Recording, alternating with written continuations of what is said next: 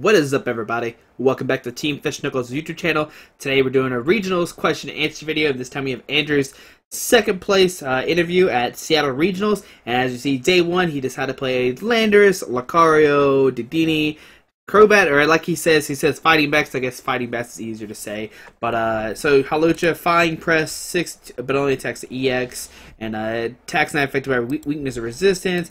Landers, Hammerhead, and he actually talks about Landers and Lucario in a cool way. He actually talks about which energy he likes to attach to which. Like if he attaches, like if he has a fighting and strong energy and he has both these out, which one does he attach to if he has a situation? So he actually talks about that some, which is pretty neat. And as you see, he does play a 4-3-2 Crobat, which is pretty interesting. Usually we see like a 4-4-3 or a 4-4-4. We've never seen a 4-3-2. I haven't seen one of those, so that's pretty interesting.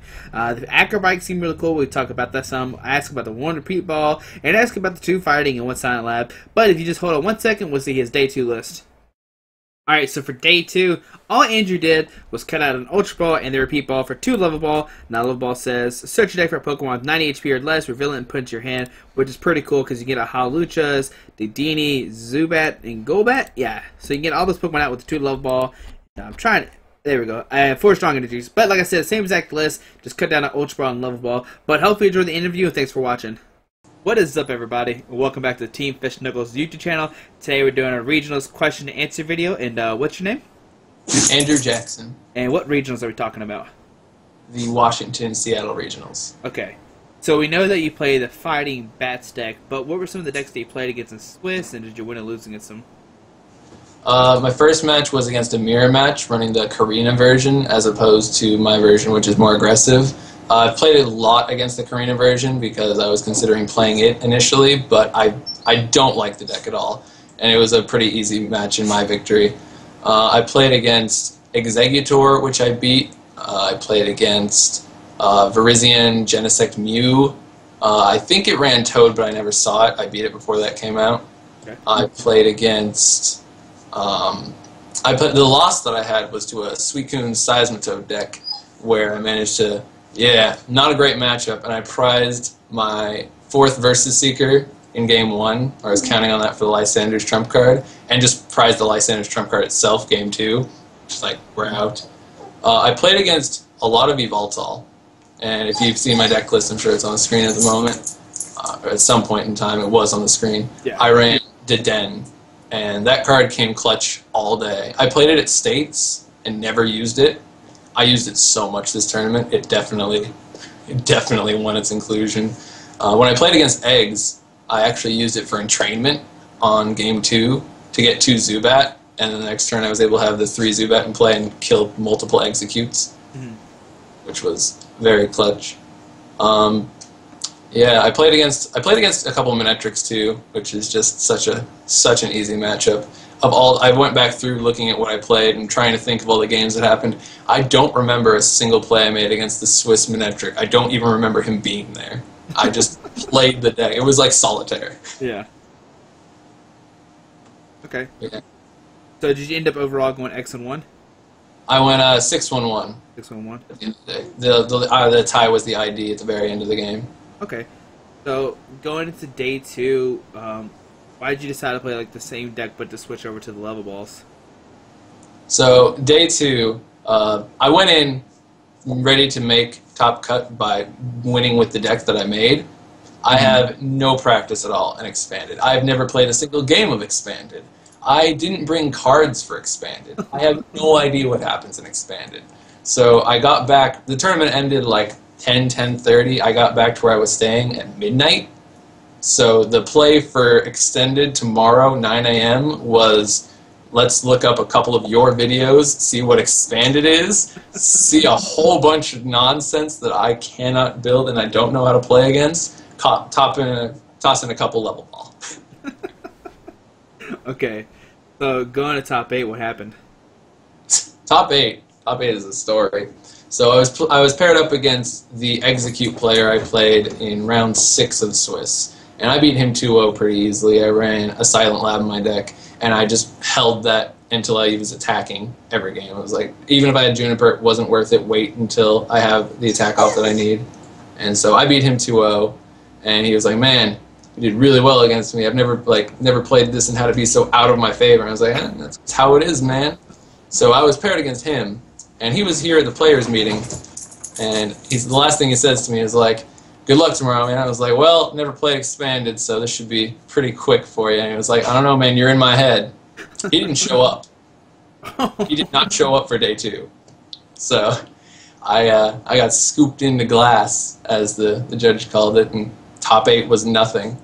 I mean, if he had played the same deck, I played him. He was not familiar with the matchup, and it was really in my favor for most of it. Mm-hmm. But yeah, top 8 was a free win. And it's doesn't make great radio, but I'll take it. Yeah, anybody will take the free glass, as the judge said. So top 4, I played against Manectric, Empoleon, Black Kyurem, Keldeo.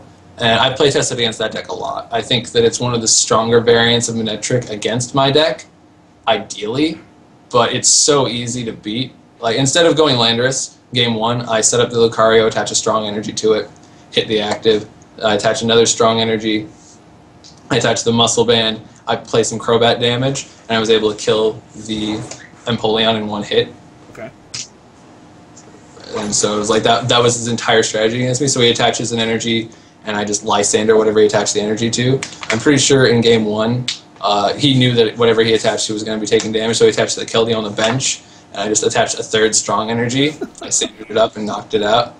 In Swiss, I played against an Yveltal in Swiss, where we had the turn 1 attach a strong energy Lucario, turn 2 attach a strong energy Lucario, turn 3 attach a strong energy, a Muscle Band, play Fighting Stadium, Lysander and Yveltal, and kill it in 1 shot against the Serena. So there was a lot of plays where it was prioritize strong energy to Lucario, fighting energies going to Landorus. That's just generally how I feel like that goes, because outside whenever you attach an energy to Lucario, you have the potential to do so much more damage with the next energy you attach, as opposed to Landorus, where you've got the 1 versus you attach 1, you attach the second one, nothing happens immediately, because it goes from 1 to 3 energy. So so I played that against the Manectric in top 4, and it was whenever you attack with Lucario, you've got the potential to attack with the next one, and if he attaches an energy to something, prioritize that as a targeting with Landorus or Bats if I can't Lysander it up. And so I won that 2-0. That was pretty easy. Okay. And then the finals was against Chase Maloney. That's his name, right? Yeah. Yeah, I mean, Chase showed up with the only expanded deck of the tournament. He played Darkrai, Yveltal, Archeops, and... Okay. Yeah, Archeops just destroys my deck. There's no way I can beat it. So game 1, game 2, and game 3, I pretended he didn't play it, because I know that his deck is a little bit more clunky than some of the Night March or Flareon that's running Empoleon, where they have a lot more ways to get it out.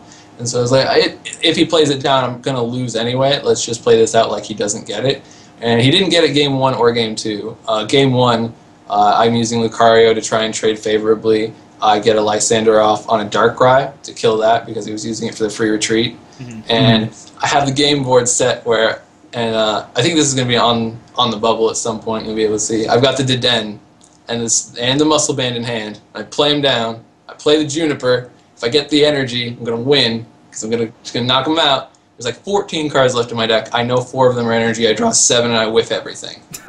So it was it went from Deden's going to win me the finals, boys, to we are going to pass. Boys, it's going to be good. It's going to be a good story. So game 1, right? Game 1 we went for it and we didn't get anything.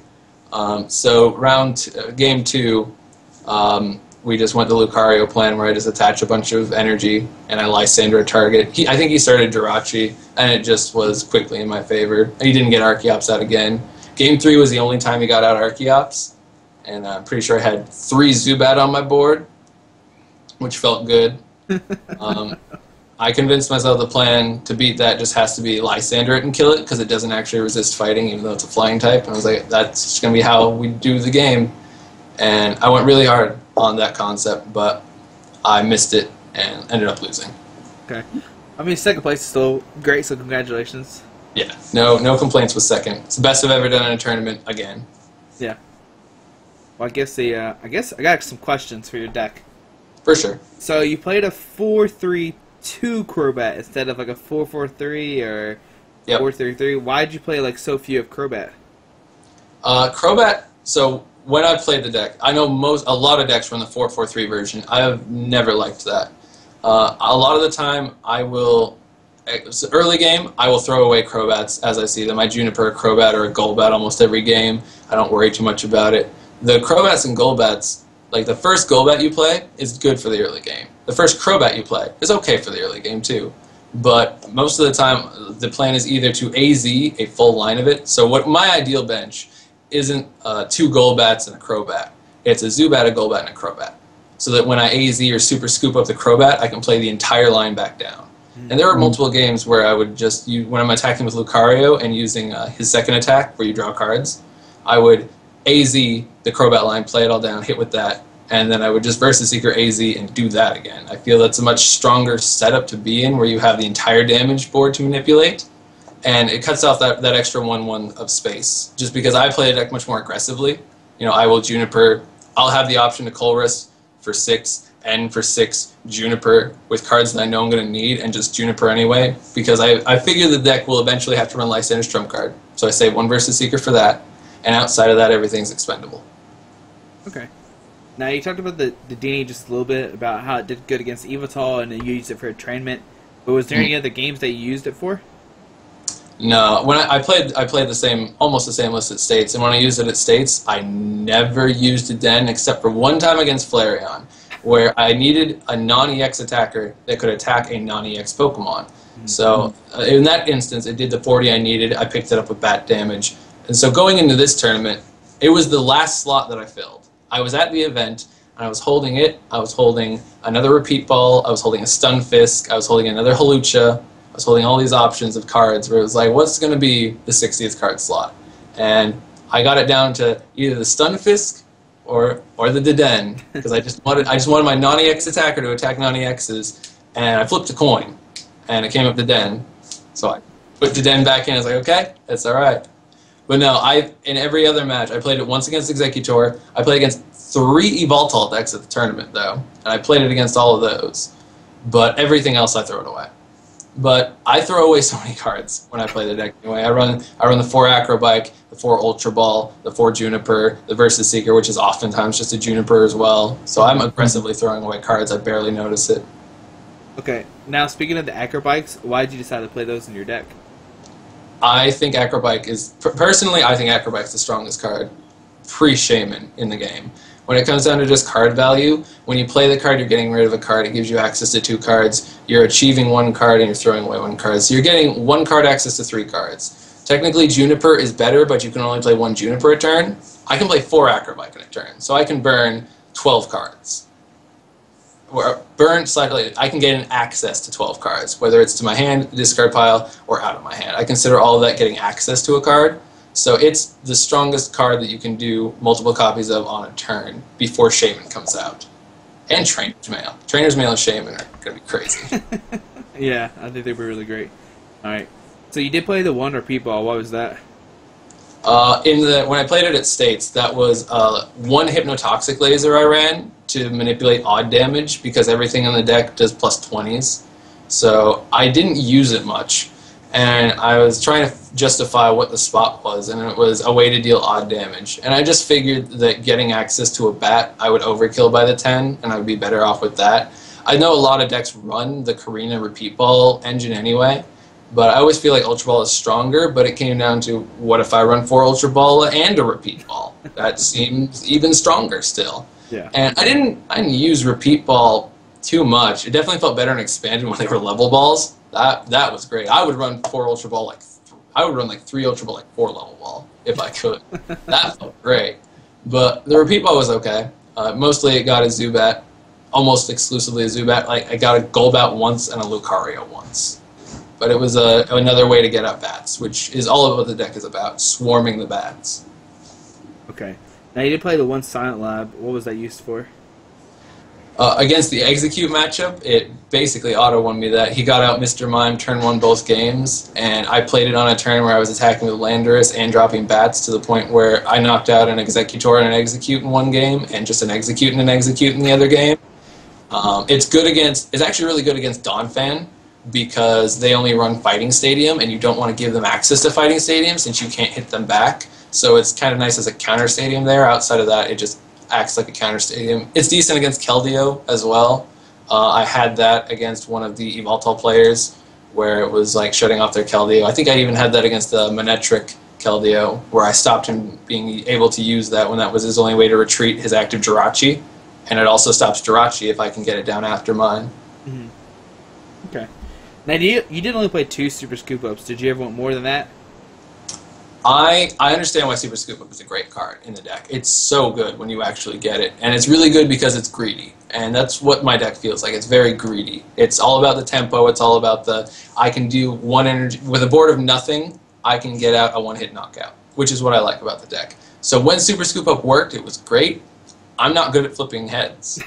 I am not good at flipping heads. I flipped maybe 4 Super Scoop Up heads in the entire tournament. Every other time, I just threw the card away.